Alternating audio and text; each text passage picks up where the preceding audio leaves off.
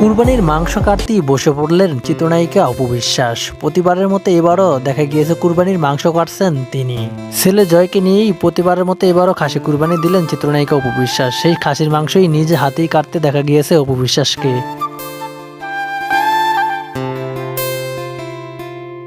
অপু বিশ্বাস জানান, আমার ছেলে আবরান খান জয় আসার পর থেকেই আমি পরিপূর্ণভাবে কুরবানি দেওয়ার চেষ্টা করি সবসময়।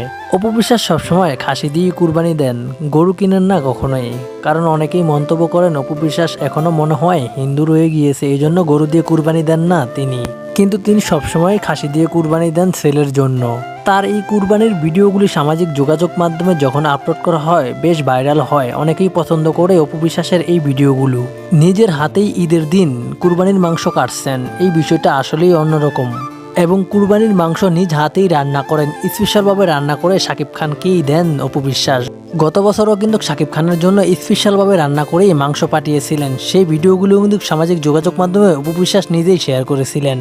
ঈদের দিন সকালেই কিন্তু নিজের বাসাতেই থাকেন অপু বিশ্বাস এবং রান্না বাড়া শেষ করেই কিন্তু সাকিবের বাসায় যান চিত্রনায়িকা অপু বিশ্বাস। সাকিবের জন্য স্পেশালভাবে রান্না করে নিয়ে যান তিনি।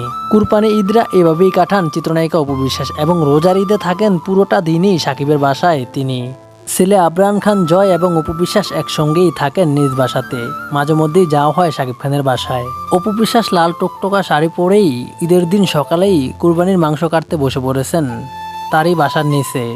এরকম একটা ভিডিও সামাজিক যোগাযোগ মাধ্যমে শেয়ার করা মাত্রই এই মুহূর্তে ভাইরাল হয়ে যায় সেই ভিডিওটি। ভক্তরা বেশ প্রশংসা করেন অপু বিশ্বাসের এই ভিডিও নিয়ে। তো যাই হোক ভিউয়ার্স, অপু বিশ্বাসের এই ভিডিওটা আপনাদের কাছে কিরকম লেগেছে অবশ্যই কমেন্ট বক্সে কমেন্ট করে জানাতে পারেন।